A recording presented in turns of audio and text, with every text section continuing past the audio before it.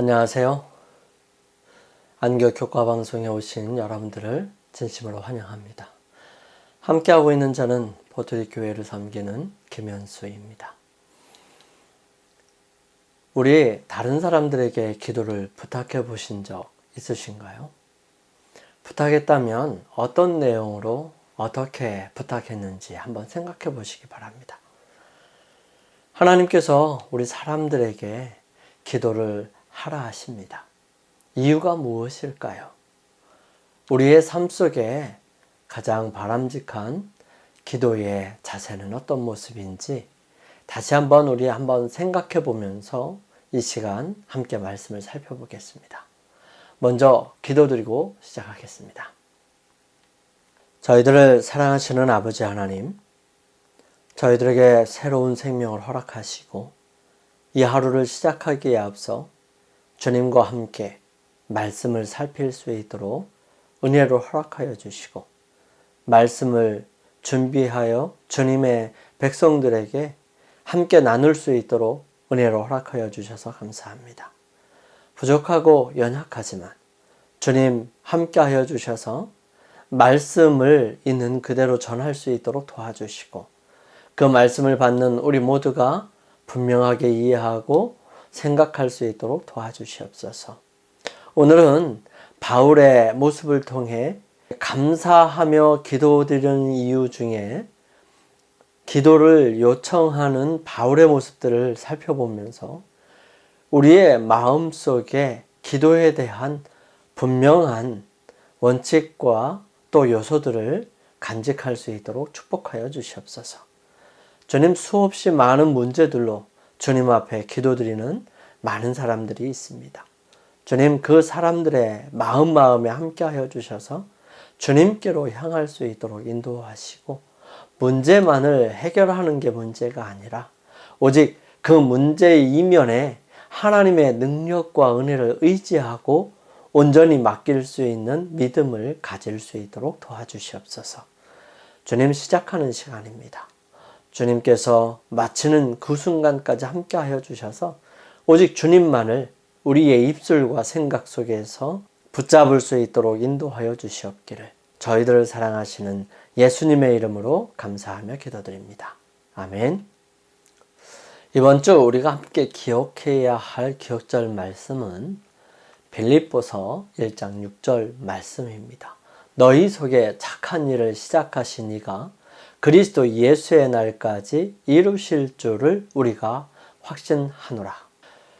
내 필요, 내가 바라는 그런 바람, 또 나만을 위하는 자기 중심적인 기도에 대해 어떤 목사님은 그것은 이기적인 작은 기도라고 말했습니다.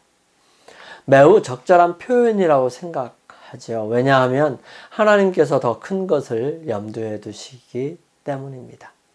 빌립보서 1장 9절에서 11절에 있는 말씀에 바울의 기도를 한번 읽어볼 수 있었으면 좋겠습니다.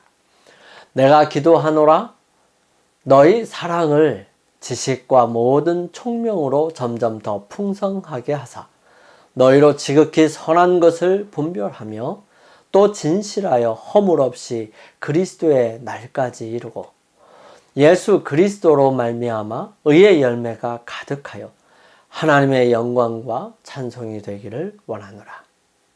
이 기도의 초점은 무엇일까요? 바울은 어떤 중요한 요청을 드리고 있는지 한번 살펴봅니다. 바울의 기도는 기도에 대해 무엇을 말해주는지 함께 살펴보겠습니다. 이 기도는 헬라어로 43단어에 불과하지만 서신의 나머지 부분에서 자세히 펼쳐나갈 사랑과 지식, 분별, 진실함, 또 흠없는 삶, 그리고 예수 그리스도로 말미암는 의 등 바울의 모든 관심 주제를 담고 있습니다. 이 기도와 이전의 바울의 감사의 표현들의 바탕에는 전체로서의 교회에 대한 강조가 깔려 있습니다.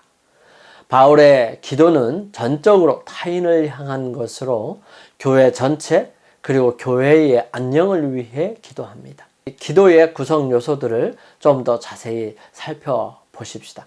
사랑을 더 풍성하게 하사. 바울은 단지 더 많은 사람들을 위해 기도하는 것이 아니라 사랑이 지식과 모든 판단을 따라 풍성하기를 간구합니다.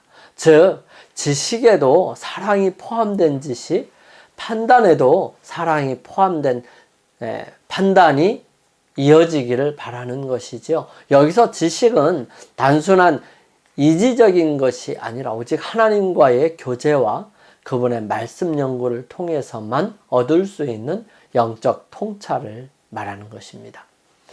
마음을 열고 그리스도의 임재의 광채가 들어오게 하는 것은 우리의 특권이죠. 우리의 형제 자매는 밝은 쪽으로 향해야 합니다.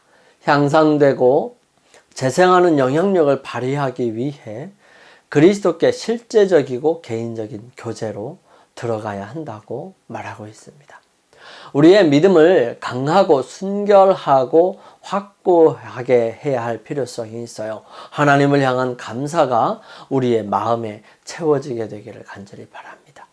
우리가 아침에 일어날 때 침대 옆에 무릎을 꿇고 그날의 의무를 다하고 그것들의 유혹에 맞설 힘을 달라고 하나님께 구하시게 되기를 바랍니다.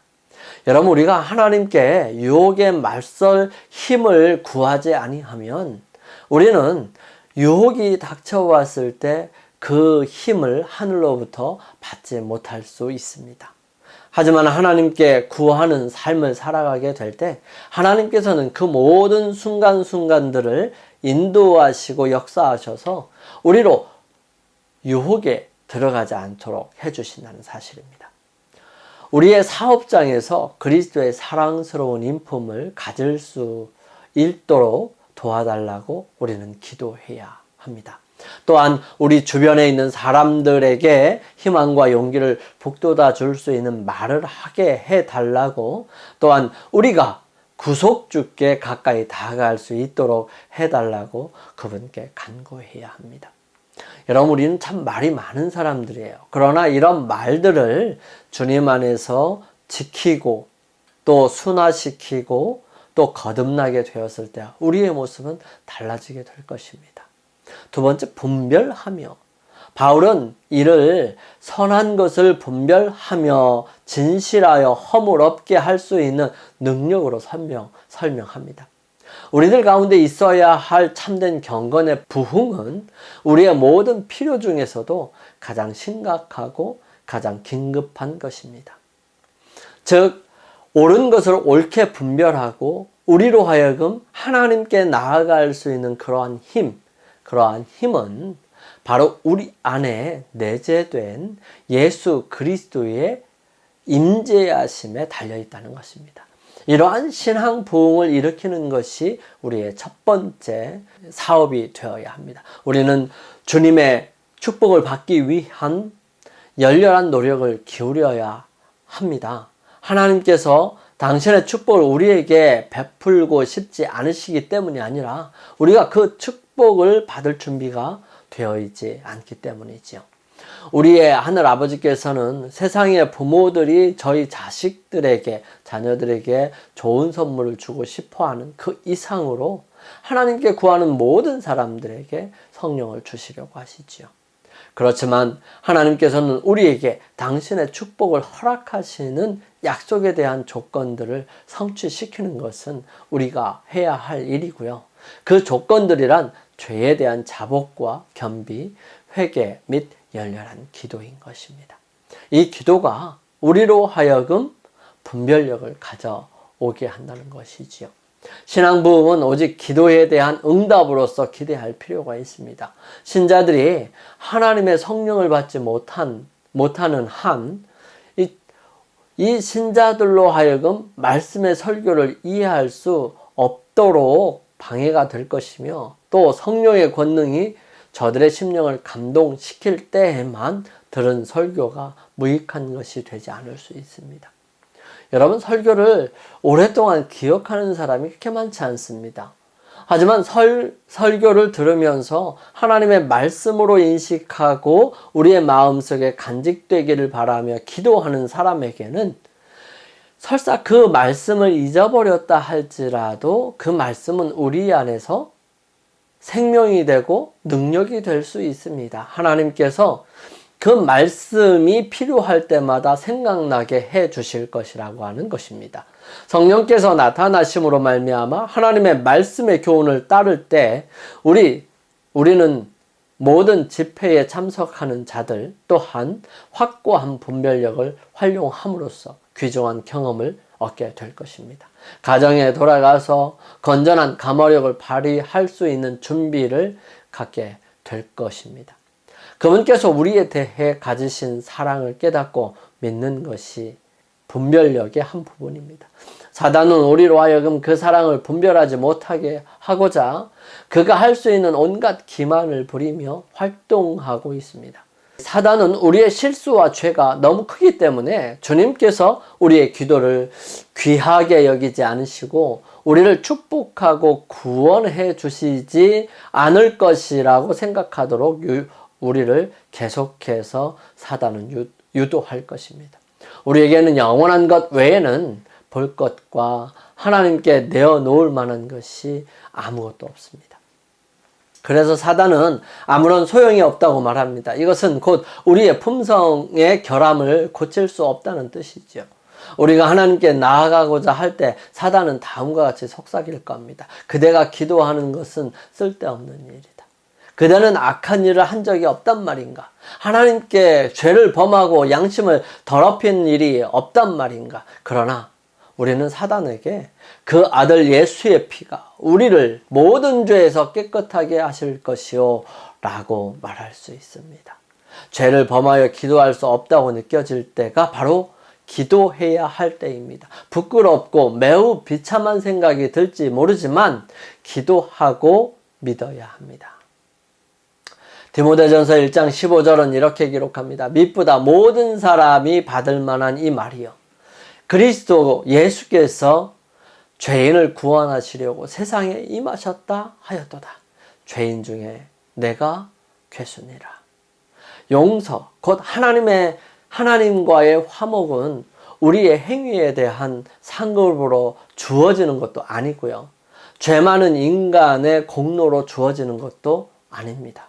오직 그리스도의 완전한 의의 근거를 둔 선물로 주어진 것이지요. 진실하여 이 단어 헬라어 단어는 햇빛 아래서 판단받는 것을 의미합니다. 행동이 흠이 없고 순수한 것을 말하는 것이죠. 그리스도인이 하는 모든 일은 햇빛처럼 투명해야 합니다. 자신의 판단을 의지하며 스스로의 힘으로 나아갈 수 있다는 생각은 안 하길 바랍니다.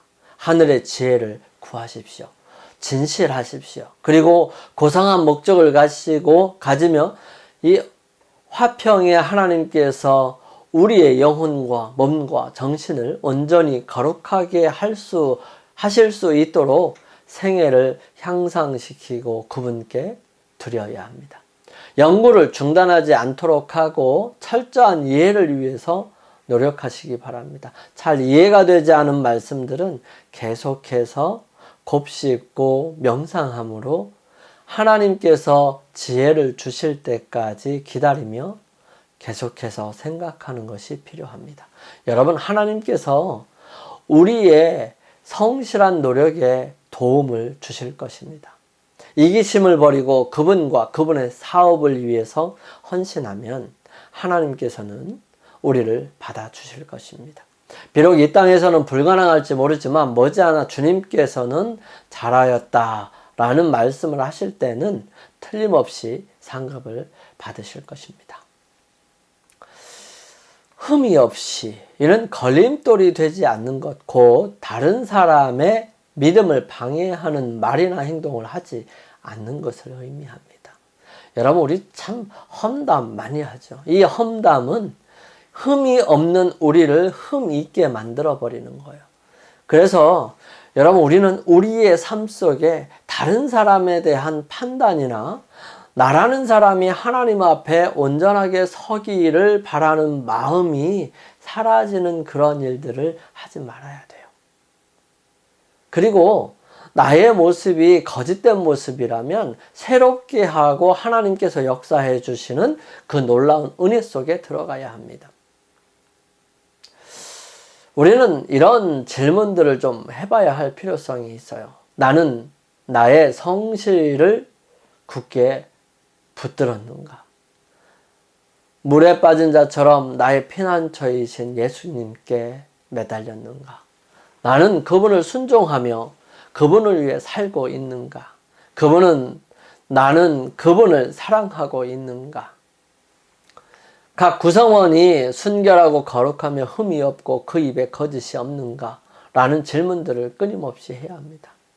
만일 그렇다면 그런 사람은 정말 행복한 사람들입니다. 하나님 보시기에 너희는 정금보다 오빌의 금보다 더 귀한 자이기 때문이죠. 우리가 재물을 섬기고 이스라엘의 거룩한 분을 섬기지 않을지라도 그들 중에는 그 옷을 더럽히지 않고 세상으로부터 흠 없이 보존된 소수의 사람들이 있습니다. 이들이 바로 능력이 될 것입니다. 이 불의의 사람들은 사랑으로 역사하며 영혼을 정결하게 하는 그런 믿음을 가질 것입니다. 그들은 항상 그리스도의 원칙을 실천할 거예요. 그들은 빛의 근원과 개인적인 연합을 추구하고 끊임없이 자신을 향상시키며 모든 능력을 최대한으로 개발하려고 애쓸 것입니다. 하나님은 너희가 너희의 생애에 가장 굳건한 정직과 성실을 가져오기 원하신다고 말씀하실 것입니다. 이것이 우리를 세상 앞에서 지극히 높으신 하나님의 자녀로 구별하게 할 것입니다. 예수님께서는 온유하시고 온화하셨으며 가장 거센 반대의 폭풍 가운데서도 자기 통제를 잃지 않으셨지요. 마지막 그리스도로 말미암는 의입니다. 바울은 로마서와 갈라디아서에서 이 주제를 깊이 다루고 있고요. 빌립보서 3장에서도 더 자세히 설명합니다. 우리 자신에게는 전혀 의로운 것이 없지요. 오직 그리스도를 통해서 받은 의만 있을 뿐입니다.